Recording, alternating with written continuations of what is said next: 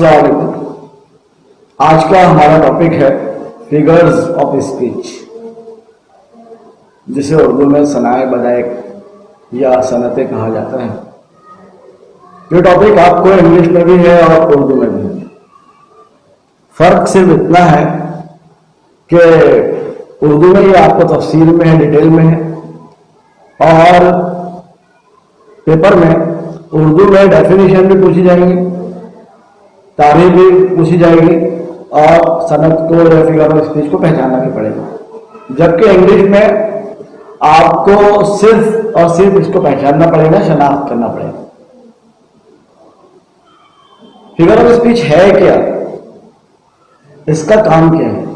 Figure of speech کا یا صنعت کا کام ہے زبان میں یا لینگویج میں خوبصورتی پیدا کرنا. یہ لینگویج کا یا زبان کا بناؤ سنگار ہے، میک اپ ہے. انگلش اردو میں بہت ساری فگرز آف اسپیچ ہیں، جیسے صنعت تشبیہ، جسے انگلش میں سملی کہا جاتا ہے، استعارہ جسے میٹافور کہتے ہیں، اینٹی تھیسس جسے صنعت تضاد کہا جاتا ہے، مبالغہ جسے انگلش میں ہائپربولی کہتے ہیں، پرسنیفیکیشن جسے اردو میں صنعت تقسیم کہا جاتا ہے. ایسی بہت ساری صنعتیں آپ کو انگلش میں بھی ہے اور اردو میں بھی. ایک خاص بات یہ ہے کہ انگلش اردو میں کچھ صنعتیں، کچھ فگرز آف اسپیچ آپ کو کامن ہے اور کچھ الگ الگ ہے. تو ہم سب سے پہلے جو اس کی کامن فگرز آف اسپیچ ہے، صنعتیں ہیں، صنائع ہیں، وہ دیکھتے ہیں. تو آئیے ہم سب سے پہلے دیکھتے ہیں صنعت تشبیہ. صنعت تشبیہ جسے انگلش میں سملی کہا جاتا ہے.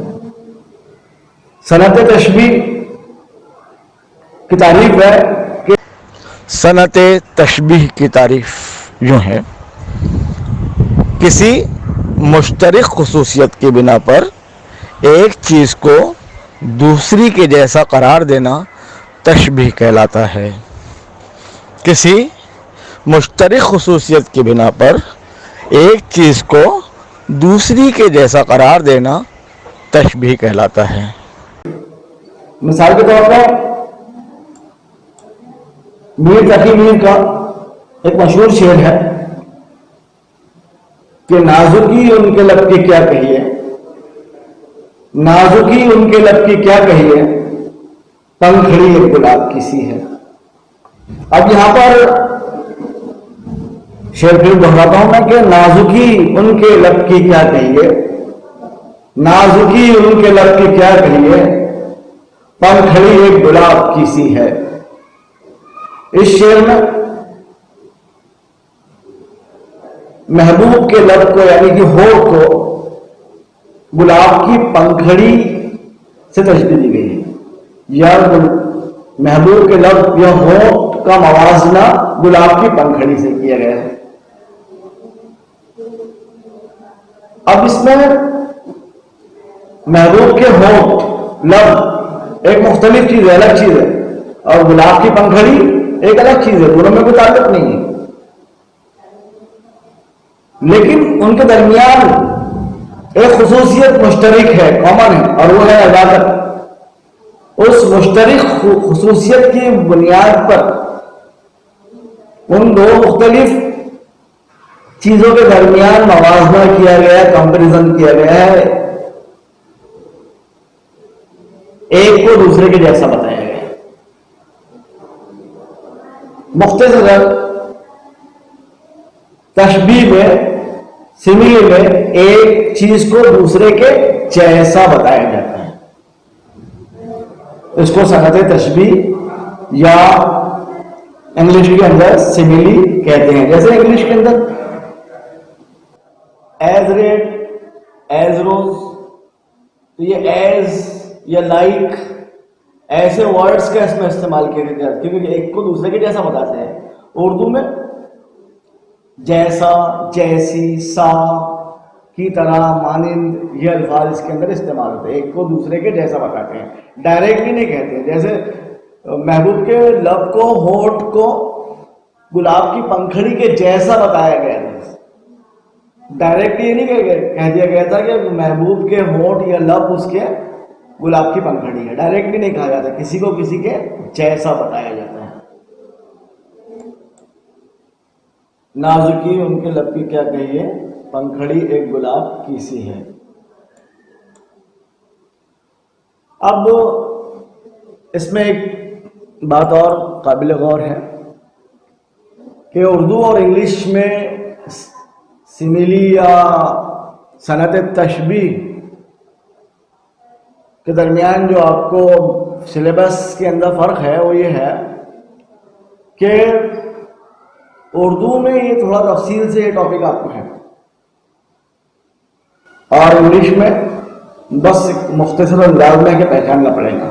انگلش میں ڈیفینیشن بھی لکھنی پڑے گی، پہچاننا بھی پڑے گا، اس کے علاوہ مثال بھی لکھنی پڑے گی. اور اردو میں کچھ چیزیں ہیں جو تفصیل طلب ہے تشبیہ کے اندر، جیسے ارکان تشبیہ.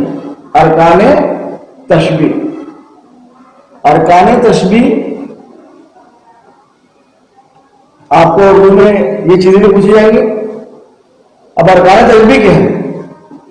ارکان تشبیہ یہ ہے کہ جب آپ ایک چیز کو دوسری چیز سے تشبیہ دیتے ہیں تو اس میں بہت ساری دو چیزیں. ایک تو خاص طور پہ ہے کہ ایک وہ چیز جس کو تشبیہ دی جا رہی ہے، ایک وہ جس سے تشبیہ دی جا رہی ہے، ایک وہ کہ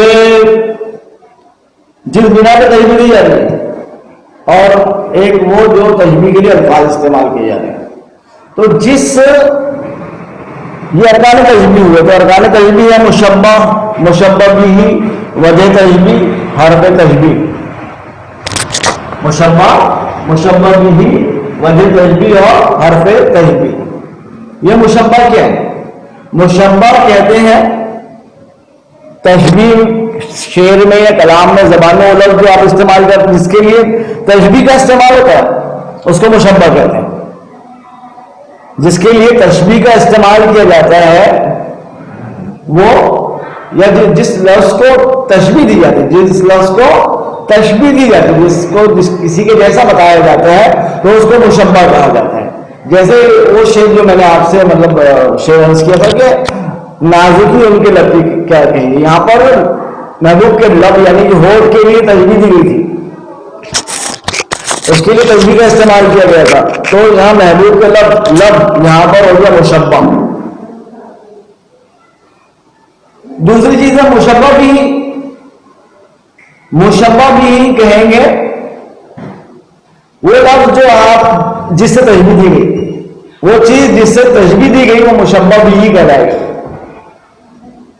جیسے یہی شعر نازکی ان کے لب کی کیا کہیے، پنکھڑی ہے گلاب کی سی. اب یہاں پر لب تو ہو گیا مشبہ کیونکہ اس کو تشبیہ دی گئی تھی. تشبیہ کس سے دی گئی تھی؟ گلاب کی پنکھڑی سے. گلاب کی پنکھڑی سے. تو گلاب کی پنکھڑی ہو گیا مشبہ بھی، کیونکہ اس سے تشبیہ دی گئی تھی. جس سے تشبیہ دی جائے وہ مشبہ بھی، جس کو تشبیہ دی جائے وہ مشبہ. وجہ تشبیہ کیا؟ وجہ تشبیہ کہتے ہیں کہ جس بنیاد پر تشبیہ دی جاتی ہے، جس بنا پر تشبیہ دی جاتی ہے، وہ دو مختلف چیزیں تھی نا، گلاب کی پنکھڑی اور لب، لیکن تشبیہ ان کے درمیان کمپیریزن پہ کیا گیا تھا. اور کمپیریزن کیوں کیا گیا تھا؟ دونوں میں ایک خوبی مشترک تھی. وہ خوبی کیا تھی؟ نزاکت. نزاکت کی وجہ سے دونوں چیزوں کے درمیان کمپیریزن کیا گیا تھا. تو نزاکت ہو گیا وجہ تشبیہ، کیونکہ دونوں میں وہ چیز، وہ وجہ تھی کامن جس کی بنیاد پہ ایک کو دوسرے کے جیسا بتایا گیا. تو یہ ہو گیا اس شعر میں نزاکت وجہ تشبیہ تھی. اب حرف تشبیہ. حرف تشبیہ کہتے ہیں، اب آپ کو جیسے کہ تشبیہ کی یا سملی کی ڈیفینیشن میں بتایا گیا کہ کسی کو کسی کے جیسا بتایا جاتا ہے.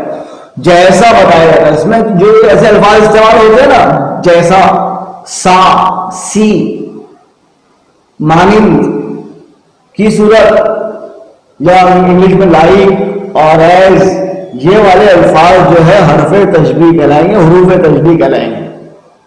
تو یہ ہوئے 4 ارکان تشبیہ جو تشبیہ میں رہتے ہیں: مشبہ، مشبہ بھی، وجہ تشبیہ، حرف تشبیہ. مشبہ پھر دوہراؤں میں وہ چیز جس کے لیے تشبیہ کا استعمال کیا گیا، جس کو تشبیہ دی گئی. مشبہ بھی جس سے تشبیہ دی گئی. وجہ تشبیہ جو تشبیہ کی وجہ تھی، جس بنا پہ 2 چیزوں کے درمیان تشبیہ دی جاتی ہے. حرف تشبیہ وہ الفاظ جو جیسا، جیسی، سا، سی وغیرہ اس قسم کے الفاظ حرف تشبیہ کہلاتے ہیں، حروف تشبیہ کہلاتے ہیں. تو یہ ہو گیا ارکان تشبیہ. تو ناظرین، آج کا ہمارا یہ ٹاپک صنعت تشبیہ یا سملی مکمل ہو. امید کرتا ہوں کہ آپ بغور اس کو سنیں گے اور ان چیزوں کو یاد رکھنے کی کوشش کریں گے. شکریہ.